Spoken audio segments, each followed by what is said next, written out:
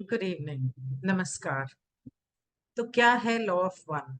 बहुत सारे लोग लॉ ऑफ वन की बातें कर रहे हैं, बहुत सारे लोग लॉ ऑफ वन सुन रहे हैं, बहुत लोग उसे पढ़ रहे हैं, और बहुत सारे लोग वीडियोस बनाकर, जैसे हमने भी पहले बनाया था, उसे लोगों तक पहुंचा रहे हैं।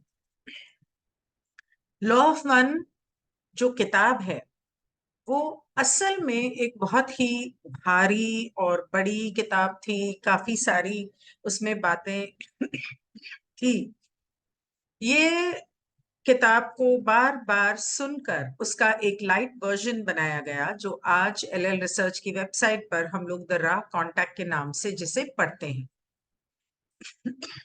ये किताब चैनल्ड मटेरियल है। चैनल का मतलब जब कोई सिद्धि प्राप्त करता है, और जैसे ईश्वर की आवाज सुनकर आप ईश्वर का संदेश लोगों तक पहुंचाते हो, इसी तरह से रा को चैनल किया गया, और उसकी उसके मैसेजेस जो है लोगों तक पहुंचाए गए। ये चैनलिंग और ये किताब और ये जो कुछ भी हुआ, ये तीन लोगों ने किया: Don Elkins, Carla Rueckert and Jim McCarty. इन्होंने ये 15 जनवरी 1981 से लेके 15 मार्च 1984 तक किया। तो ये बताते हैं कि रा कौन था। रा जो था, वो दरअसल, रा जो है, उसे कहा जाता है कि इजिप्ट के भगवान माना जाता है। एक सूरज के नाम से, god of sun, sun god के नाम से रा को जाना जाता है। अगर आपको याद होगा तो भारत में भी सूर्य देवता को बहुत माना जाता था। यहां तक कि हमारे देश में सूर्य देवता के कुछ दो चार टेम्पल्स भी हैं। एक कोणार्क टेम्पल है जो बहुत पॉपुलर है, फेमस है, और एक कश्मीर में है जिसके बारे में बहुत ज्यादा लोग नहीं जानते, और वो बहुत ही सुंदर सन टेम्पल है। तो रा जो थे, वो रा जो हैं, वो सूरज के ऊपर रहते हैं, और वहां पर वो वीनस से आए थे, शुक्र से आए थे। वो छठी घनत्वता के हैं, और वो पहले जब इजिप्ट में आए तो उन्हें लगा कि इजिप्ट के लोग, मिस्र जिसे कहते हैं, मिस्र के लोग लॉ ऑफ वन के लिए तैयार हैं। लेकिन वो बहुत मायूस हुए, क्योंकि वो यहाँ पर हमारे भाई बहन बनकर आए थे, लेकिन मिस्र के लोगों ने उन्हें देवता बनाकर, उन्हें भगवान बनाकर, तो उन्हें पूजना शुरू कर दिया और उनकी बातों को फैलाना शुरू किया। लेकिन हुआ ये कि वहां के जो राजा महाराजा या बड़े लोग थे, ताकतवर लोग थे, उन्होंने रा की बातों को ठीक से समझा नहीं, या लोगों तक ठीक से पहुंचाया नहीं, और उसे मरोड़ तरोड़ दिया गया, जिसकी वजह से रा को बहुत दुख हुआ। दूसरी वजह ये थी उनके आने की, रा की, कि ना सिर्फ उन्हें लगा था कि वो पहले भी आए थे धरती पे, लेकिन तब लोग शायद लॉ ऑफ वन के लिए तैयार नहीं थे, और सभ्यताओं की वजह से आगे आगे जैसे जिंदगी चलती गई, ये लॉ ऑफ वन का जो की जो बात है, ये दब के रह गई। इसीलिए जब इजिप्ट के लोग, उन्हें लगा कि अब तैयार हैं, तो वो दोबारा आए। एक वजह और थी उनके आने की, और वो ये थी कि धरती का 75,000 साल का जो मास्टर साइकिल है, वो खत्म होने वाला है। और क्योंकि वो खत्म होने वाला है, तो वो चाहते थे कि यहाँ ज्यादा से ज्यादा लोगों को जगाया जाए, और उन्हें चौथी घनत्वता की ओर ले जाया जाए, जहां पर सब लोग एक होकर और प्यार से रह सकें, क्योंकि चौथी घनत्वता प्यार की है। रा के शब्दों में, वहां पर छठी घनत्वता में जहां रा रहते हैं, वहां पर उनका एक सोशल मेमोरी कॉम्प्लेक्स है, मतलब कि एक, जिसे आप ग्रुप कह सकते हैं। और वहां पर सभी लोग अपनी भूलने के पर्दे को, जो हमारे चेतन मन और अवचेतन मन के बीच में लगा हुआ है, उसको भेज चुके हैं। वहां पर उनकी सभी सिद्धियां, जिसे भारत के लोग बेहतर समझ पाएंगे, सिद्धियां उनके पास हैं, और वो, उनके पास वो ताकतें हैं जिसे हम यहाँ पर जादुई, और हम जिसे ताकत कहते हैं, वहां पर उनके लिए ये आम बात है। वहां पर उनकी हर सोच, हर याददाश्त, हर अनुभव उनका पूरा ग्रुप यानी कि उनकी पूरी सॉरी सभ्यता जो है वो अनुभव करती है, क्योंकि सभी के मन एक दूसरे के साथ जुड़े हुए हैं। रा के हिसाब से धरती के लोग भी अपना एक सोशल मेमोरी कॉम्प्लेक्स बनाएंगे जब वो चौथी घनत्वता में चले जाएं। लेकिन उसके लिए यहाँ के लोगों को लॉ ऑफ वन समझने की जरूरत है, मेडिटेशन करने की जरूरत है, अपने इस माया जाल से खुद को उभार के उन्नति आध्यात्मिक तौर पे करने की जरूरत है। रा ये कहते हैं कि हमने जब यहाँ पर आके जब यहाँ के लोगों से बात करने की कोशिश की तो उन्हें I am sorry just sorry रा ने बात नहीं की, बल्कि जब रा को चैनल किया गया तो जिम मैकार्टी, कार्ला और डॉन वो ये कहते हैं कि जब हम उनसे बात कर रहे थे तो हम एक अस्तित्व से, एक इंसान से या एक इंसान से, मतलब एक इकाई से बात नहीं कर रहे थे, हम उनकी पूरी सभ्यता से बात कर रहे थे, क्योंकि उनके सभी पूरी सभ्यता का नाम रा है। और क्योंकि इन सबके दिल और दिमाग जुड़े हुए हैं टेलीपैथी के द्वारा, वो सब एक दूसरे का अनुभव साझा करते हैं, एक दूसरे की सोच और याददाश्त साझा करते हैं, तो 6.5 मिलियन लोग जो हैं वो रा की सभ्यता के, वो सभी से एक तरह से बात करने के बराबर हुआ। इसके अलावा रा कॉन्फेडरेशन ऑफ प्लैनेट्स के भी मेंबर हैं, और वो एक बहुत बड़ा ग्रुप है जो एक अनंत रचेता की सेवा में लगा हुआ है। इस कॉन्फेडरेशन ऑफ प्लैनेट्स में और ग्रहों की सभ्यताएं भी मिली हुई हैं। रा कहते हैं कि इजिप्ट के बाद हम मायूस होकर लौट तो गए, लेकिन तब से लेकर हम, और ये तकरीबन कुछ 6000 साल पुरानी बात होगी, तब से लेकर हम आपके धरती के आसपास ही हैं और चक्कर काटते रहते हैं, आप लोगों को देखते रहते हैं और समझाने की और समझने की कोशिश करते रहते हैं कि कब इंसान लॉ ऑफ वन को समझेगा। और वो कहते हैं कि आपके जो आकाश गंगा है उसके अंदर बहुत सारे कॉन्फेडरेशन ऑफ प्लैनेट्स के लोग अभी भी हैं, और आपकी धरती पर बहुत सारे लोगों की सेवा में वो लगे रहते हैं, उन्हें चैनलिंग के द्वारा मैसेजेस देते रहते हैं और उन्हें समझाने की कोशिश करते रहते हैं। और बहुत सालों से हम आपके धरती के बहुत सारे लोगों को हर तरीके से उनकी मदद करके उन्हें मैसेजेस देते आए। और ये सिलसिला जो चैनलिंग का अभी इस शताब्दी में शुरू हुआ था, पिछली शताब्दी में, वो 1962 से शुरू हुआ था। कॉन्फेडरेशन कहती है कि हम ये चाहते हैं, या हमारा मैसेज बेसिकली ये है कि आपकी ये जो जिंदगी है ये हम इसे माया जाल समझते हैं, और यहाँ पर हम ये चाहते हैं कि आप ये सीखें, और हम यहाँ पर आए हैं सीखने, समझने और आपको समझाने कि प्यार को कैसे दिया जाता है और कैसे पाया जाता है। और सबसे मूल रूप तरीका जो है आध्यात्मिक उन्नति करने का और ईश्वर का प्यार पाने का और प्यार देने का, वो है ध्यान लगाना, मेडिटेशन करना। और ये सबसे बेहतर तरीका है ईश्वर से, एक अनंत रचेता से जुड़ने का।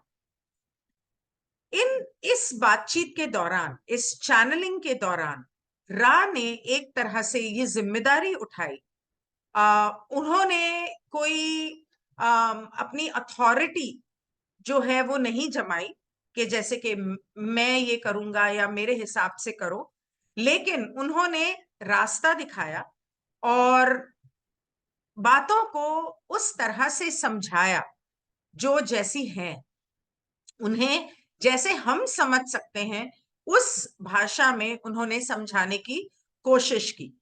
वो ये नहीं कहते हैं कि हम यहाँ पर ज्ञान देने या गुरु या दाता बनकर आए हैं। हम यहाँ पर एक विनम्र दूत हैं लॉ ऑफ वन के, जो आपको लॉ ऑफ वन समझाने आए। वो कहते हैं कि यहाँ पर हमारी बहुत सारी सीमाएं हैं जिनको हम लांघ नहीं सकते, और आपके साथ जो रिश्ता है, सच्चाई के साथ जो रिश्ता है, उसका सम्मान रखते हुए हमने कोशिश की है आपको लॉ ऑफ वन का ज्ञान देने की। आगे एक सेकेंड। वो कहते हैं कि हम कोई हमें कुछ और मत समझो, या कोई गुरु मत समझो, या कोई देवता मत समझो, आप ही की तरह हम भी अनंत रचयिता का एक छोटा सा, बहुत ही मामूली सा हिस्सा है। ठीक उसी तरह जैसे ये पूरा ब्रह्मांड, यहाँ के चांद नहीं, तारे, ग्रह, हर चीज, हर इंसान, हर पत्थर, हर बिल्कुल छोटी से छोटी हर चीज, यहाँ तक कि ये भी, आप भी, मैं भी, हर कोई अनंत रचयिता का एक छोटा सा हिस्सा है। और अनंत रचयिता ने अपने अंदर से इन सभी चीजों का निर्माण किया है। उसने ये निर्माण इसलिए किया है क्योंकि उसे हर चीज के द्वारा इस ब्रह्मांड का अनुभव लेना चाहता था।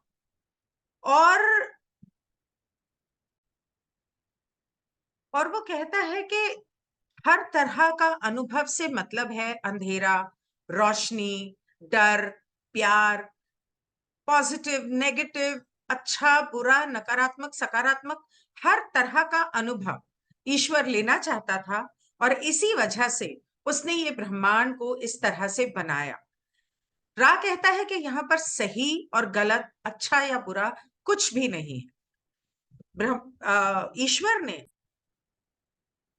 जब ये ब्रह्मांड बनाया तो उसने यहाँ की हर चीज में वो काबिलियत दी कि वो अपनी आध्यात्मिक उन्नति कर सके, आगे बढ़ सके, सीख सके, और मतलब ईश्वर के पास वापस लौट सके, ईश्वर के साथ दोबारा एक हो सके। और ऐसा करने के लिए ईश्वर ने, एक अनंत रचयिता ने, हम सभी को, कण कण को, इस ब्रह्मांड के हर कण को फ्री विल दी, स्व इच्छा, कि वो अपनी इच्छा से चुनाव करे कि उसे किस तरफ जाना है और उसे क्या करना है और अपनी आध्यात्मिक उन्नति किस तरह से करनी है। यहां पर रा कहते हैं कि सच तो ये है कि कोई सही गलत नहीं है, इसमें कोई ध्रुवता नहीं है। जैसा कि आप कहेंगे, सब कुछ आपके नृत्य में मन, शरीर, आत्मा, परिसर के माध्यम से किसी बिंदु पर मेल खाएगा, जिसे आप इस समय विभिन्न तरीकों से विकृत करके खुद का मनोरंजन करते हैं। इस विकृति ये विकृति किसी भी स्थिति में आवश्यक नहीं है। ये आप में से प्रत्येक ने विचार की पूर्ण एकता को समझने के विकल्प के रूप में चुना है, जो सभी चीजों को बांधती है। आप समान या कुछ हद तक समान संस्थाओं या चीजों के बारे में बात नहीं कर रहे हैं। आप हर चीज, हर प्राणी, हर भावना, हर घटना, हर स्थिति खुद हैं। आप एकता हैं, आप अनंत हैं, आप प्रेम और प्रकाश हैं, आप प्रकाश और प्रेम हैं, तुम हो। यही एक का नियम है। आगे आगे रहा हमें घनत्वताओं के बारे में समझाते हैं, और वो कहते हैं, रा के अनुसार प्रत्येक आत्मा जो यात्रा करती है वो अष्टक की एक अनंत प्रणाली से होकर गुजरती है। प्रत्येक सप्तक प्रकाश के 7 आरोही घनत्वों या सांद्रता में विभाजित होता है। हमारे वर्तमान सप्तक से के पहले घनत्व में अग्नि, वायु, पृथ्वी, जल को इस प्रकार सिखाते हैं, पानी को इस तरह से बनाना सिखाते हैं ताकि बाद में जैविक जीवन की नींव तैयार हो सके। दूसरा घनत्व निचले चरणों में बैक्टीरिया और अकल कोशिका वाले जीवों से लेकर उच्च चरणों में पौधों, जानवरों तक रहने वाली चेतना का स्तर है। इस घनत्व के पाठों में पहले घनत्व के यादृच्छिक परिवर्तन से अधिक सुसंगत जागरूकता में परिवर्तन शामिल है, जो विकास और निर्देशित आंदोलन को सुविधाजनक बनाता है। जैसे जैसे संस्थाएं दूसरे घनत्व के माध्यम से आगे बढ़ती हैं, वे आत्मा चेतन के अगले घनत्व की ओर प्रयास करना शुरू कर देती हैं। और जैसे ही आध्यात्मिक परिसर जागृत होता है, तीसरे घनत्व में स्नातक संभव हो जाता है। परिसंघ के अनुसार पृथ्वी और इसकी मानव आबादी वर्तमान में तीसरे घनत्व चक्र के अंत के करीब पहुंच रही है। जैसा कि उन्होंने कहा था, 75,000 का साइकिल खत्म हो रहा है। इस तीसरे घनत्व में, पसंद के घनत्व में, हमारे पास अधिक विकसित आत्म जागरूकता है, जिसमें मन, शरीर और पहली बार पूरी तरह से सक्रिय आत्मा शामिल है। इस घनत्व का कार्य हमारी चेतना का ध्रुवीकरण करना और हमारे प्रेम के रूप, हमारी सेवा के रूप को चुनना है। ध्रुवीकरण के स्पेक्ट्रम के एक छोर पर स्वयं की सेवा है, स्वयं का अनन्य प्रेम जो अस्वीकार करता है, सार्वभौमिक प्रेम और स्वयं के लाभ के लिए दूसरों को नियंत्रित करना, हेर फेर करना, शोषण करना और यहां तक कि उन्हें गुलाम बनाना। स्पेक्ट्रम के दूसरे छोर पर दूसरों की सेवा है, न केवल स्वयं के प्रति बल्कि अन्य सभी के प्रति प्रेम। सिर्फ दूसरों के प्रति नहीं, खुद के प्रति भी, और वो बहुत जरूरी है। दूसरों की सेवा सार्वभौमिक, बिना शर्त प्यार की तलाश करती है और उसे गले लगाती है। ऐसा देखती है सभी चीजों में निर्माता और सभी की स्वतंत्र इच्छा का समर्थन करता है। हालांकि हमारा जीवन इतना काला और सफेद नहीं है, क्योंकि हम चेतना में ध्रुवता के स्पेक्ट्रम के किसी भी छोर की ओर प्रयास करते हैं। पृथ्वी की विभिन्न ज्ञान परंपराओं के अनुरूप राह संचार करता है कि हम एक नए युग की ओर बढ़ रहे हैं, या जिसे राह, प्रेम और समझ के चौथे घनत्व की फसल कहते हैं। ये वो जगह है जहां सामाजिक स्मृति परिसर का जन्म होता है, सोशल मेमोरी कॉम्प्लेक्स, जहां विचार चीजें बन जाते हैं, प्यार दिखाई देता है और सकारात्मक और नकारात्मक ध्रुवताएं एक दूसरे से अलग होकर विकास के अपने संबंधित और भिन्न पाठ्यक्रमों के लिए अधिक अनुकूल वातावरण में निवास करती हैं। इसका मतलब कि चौथी घनत्वता में नकारात्मक इकाइयां नहीं होंगी। पांचवा घनत्व प्रकाश का घनत्व है, जिसमें ज्ञान अगले घनत्व की ओर बढ़ने के लिए फोकस और मानदंड बन जाता है। छठा घनत्व चौथे घनत्व में सीखे गए प्रेम और पांचवे में सीखे गए प्रकाश के साथ संतुलन और एकीकृत लाना और दूसरों की सेवा करने की शक्ति पैदा करता है। ये अकेले प्रेम या ज्ञान की तुलना में अधिक प्रभावी है। सातवां घनत्व अनुभव के उस क्षेत्र तक पहुंचाता है जिसका वर्णन करना अभी कठिन है। रा के अनुसार यह हमेशा का घनत्व है, इन्फिनिट, और यहां हम एक निर्माता के साथ पूर्ण सामंजस्य में जाना शुरू कर देते हैं, जहां पर आपका मोक्ष या निर्वाण शुरू होता है। आठवां घनत्व एक निर्माता के साथ सारी सृष्टि के पूर्ण संयोजन का प्रतिनिधित्व करता है और इसे एक नए सप्तक के पहले घनत्व के रूप में देखा जा सकता है, जो संगीत के पैमाने पर नोट्स की व्यवस्था के समान है। इस सप्तक के फल अनंत घनत्व के एक और सप्तक को जन्म देंगे, जिसके फल घनत्व के एक और सप्तक को जन्म देंगे, और इसी तरह अनंत काल तक ये चलता रहेगा। तो ये था इंट्रोडक्शन लॉ ऑफ वन का। इसके बाद अगले सेशन से एक एक प्रश्न करके हम लॉ ऑफ वन समझने की दोबारा शुरुआत करेंगे। Good night.